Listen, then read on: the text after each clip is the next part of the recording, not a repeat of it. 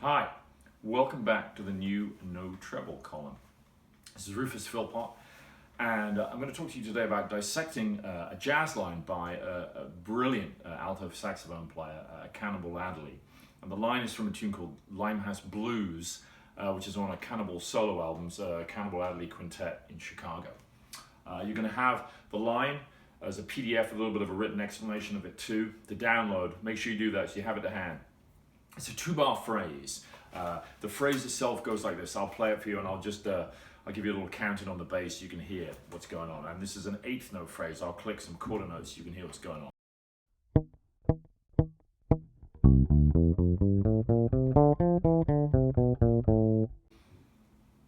And there's the line. So, the line on the record is played blazingly fast, and we're going to work up in tempo to that. But we're going to look at some of the ways to actually play this and how to dissect it. Now, the line starts on a C, and it's really a C7 line that's resolving into the 1 chord of the tune, which is the tune is in the key of F. So it's a perfect little 5-chord line.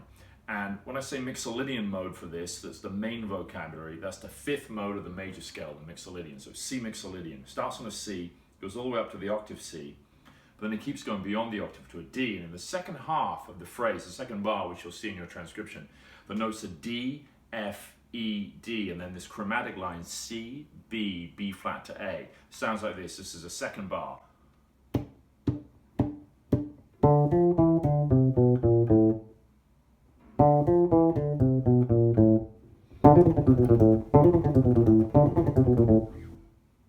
Now, we can work up to that faster tempo gradually, but that's the line. Now, this is a really cool little second part of the phrase, and the chromatic element of it just gives that line a little more movement and a little sense of tension and release as it goes through the chromatic scale here, from C through to B, through to B flat to A, like this. Let me play the whole line again.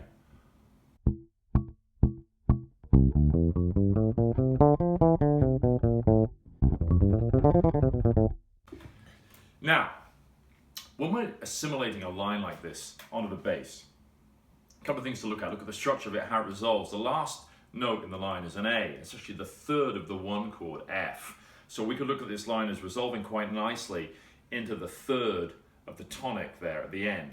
So it's kind of a cool 5-1 lick, just anticipating the 3rd of the 1 on the last note, the A. That's the 3rd of F. So it's going from a C7 through to an F. Now, if I want to learn this line all over the instrument, I'll take it through different keys. Now, a lot of people go through the cycle of 5ths. I prefer to go up through the cycle of 4ths, so it takes us through the flat keys. If we're in C, we're going to go through F next, B flat, E flat, A flat, and so on. A little like this.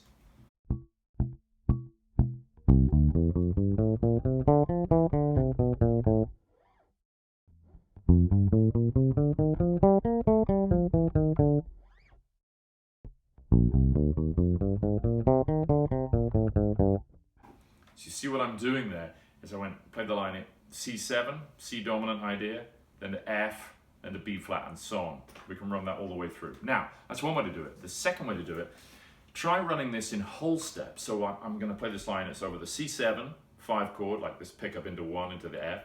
Then I'll play it in B flat, starting in B flat, A flat, G flat, and so on. Check it out.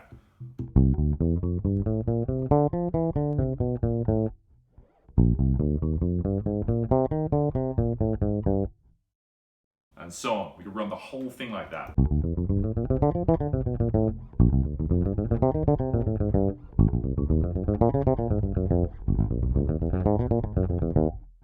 Now, when you do that, you're obviously not covering every key because you're playing whole steps. It's really half of the chromatic scale. So then I start it either down a half step or up a half step, like on D flat, and then I'll cover the keys of D flat 7, then to B,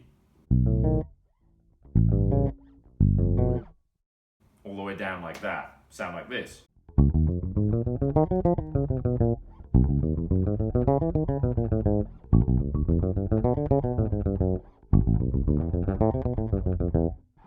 And so on. Now the beauty of this is, this line works every finger of the fretting hand. So you're getting a technique workout, you're also learning a new lick. And as I said, the second half of this line is kind of particularly interesting. That little fragment, the one that goes like this.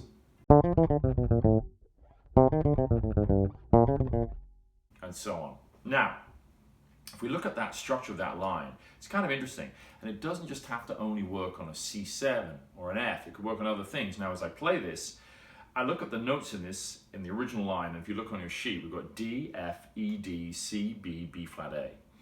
Well, those notes also would work over a D minor chord. See how it'll work quite nicely like that? So suddenly we've got a new lick that might work over a minor 7, for instance.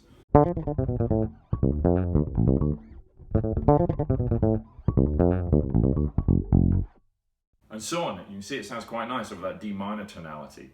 It would also work on a G minor chord.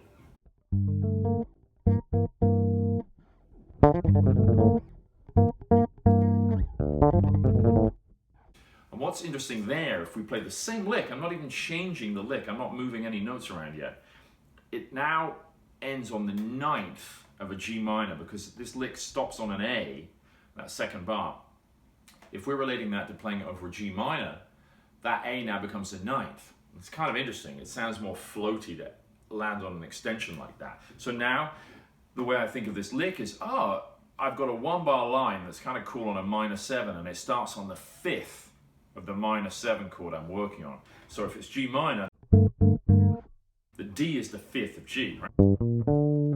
So it's going to start on that D, and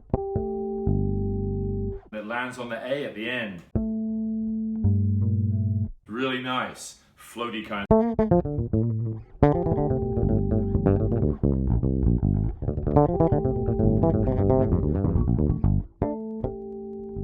And so on. So it can be a little springboard for an improvisation from there. So now you're seeing we've started off with the original lick, and then we looked at the second half of that lick, and we thought, okay, that lick could work over some different chords as well, some related chords.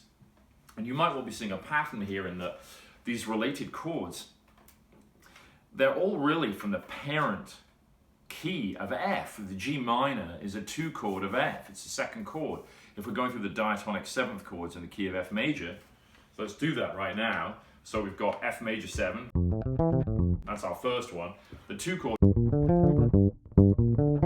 is that G minor. Then we've got A minor, B flat major, C7,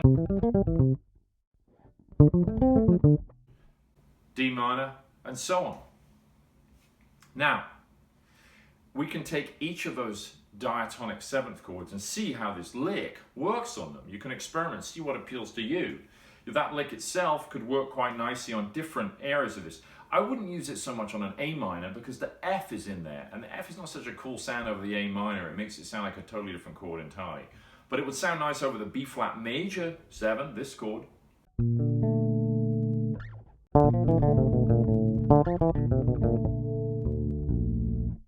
Because now if it's landing on that A, that's the major 7 of the B flat chord.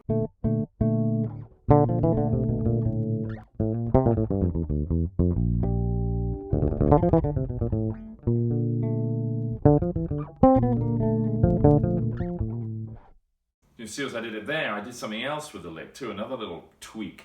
So what I did was I took the line, just this second bar, and instead of playing it exactly as per the written example, I took beats 3 and 4, those second 4 eighth notes in the bar, and I played them an octave higher. So the line normally goes,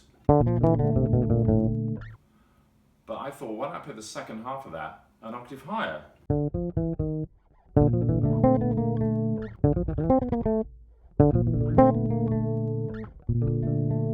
And you can see now I'm getting much more value out of that line. I'm getting 3 times the mileage out of it by rearranging the register, the octave register, where the line falls. And also, it makes it speak quite nicely now because it's a little clearer in this area of the bass. And I'm deliberately playing these examples on a 4-string so that all you guys can play this. But also, one of the things about playing a 4-string for a lot of these things, it sometimes forces you to think out of the box a bit because you're like, I don't have a high C here, but I want this line to speak a little better. And once I get to this part of the neck, it would look like if I wanted to play this line over B flat major, I'd have to go. But that doesn't speak as clearly maybe. I'm going to end up on a low A here, a lower A. But if I go, you can hear that's going to speak much more clearly. Plus, if I'm landing on an A, it's a really important point. If you're landing on extensions, not roots and thirds and so on, land on the major 7 on the bass, and you want to sustain that note, you want to be careful it doesn't clash with anyone else in any other chordal instruments. You start putting the 7th, a major 7 in the bass, low down in the register, it can get very muddy. But up here, it's going to be clear. You're going to have this sound. Beautiful.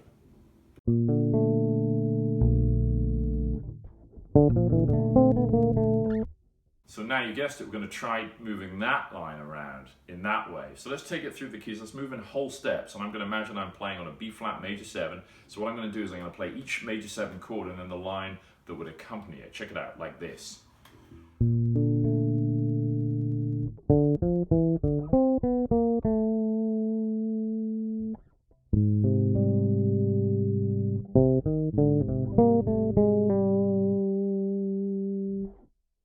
See what I did? So I moved that from B flat major 7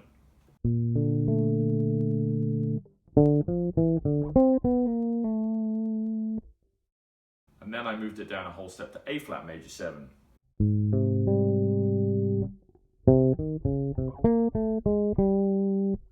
It's really pretty. Now, you can vary it. You could do two things. I changed the line there. Did you hear what I did?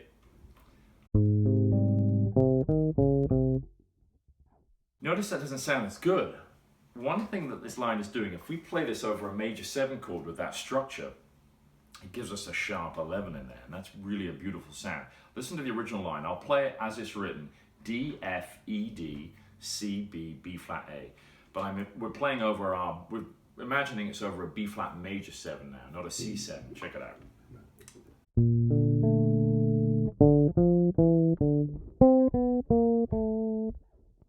So there I put the E in. You can hear how beautiful that sounds. That's the sharp 11. So if I play a chord in B flat major 7 with the E in there, the sharp 11, you hear how pretty this is.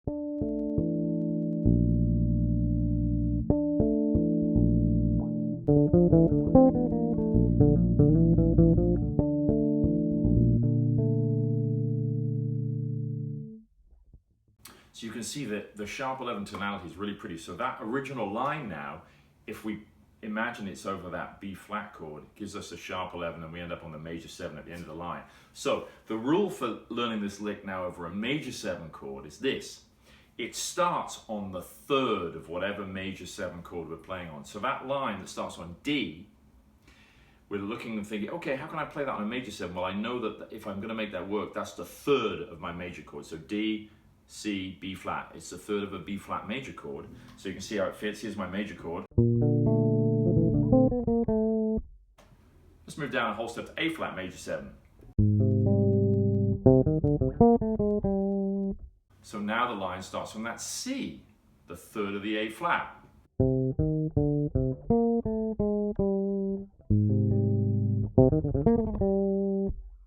So you can see how we're getting more vocabulary, all from this. And now we've deconstructed it a little bit. So what I'd like you to try is move those phrases around, practice them, see what other chords they'll fit on. I already said that second half of that phrase, the second bar of the 2-bar phrase, works really nicely on a D minor, works on that C7, works on the F, and the other related chords related to F major, the parent key of F major. So the 4 chord, the B flat major 7, is particularly good.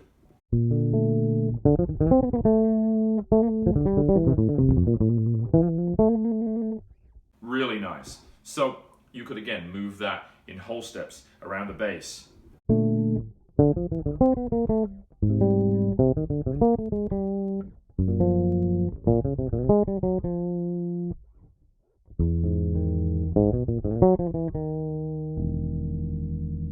There on the end on the E, and here when I dropped in the E underneath it, it's actually really pretty.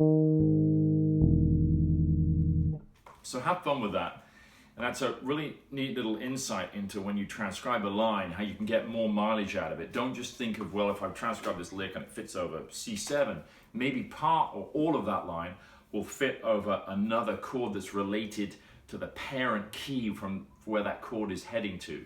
So because this is a 5-chord lick, a C7 lick, my 1 chord is F.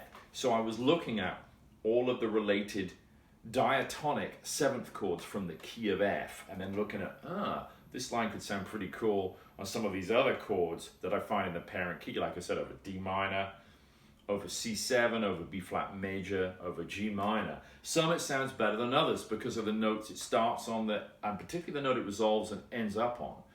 How does that relate to the chord you're playing or imagining it's being played over? So check that out. Go to rufusphilpott.com for more info on lessons, Skype lessons and so on, and downloads, and I'll see you on the next one.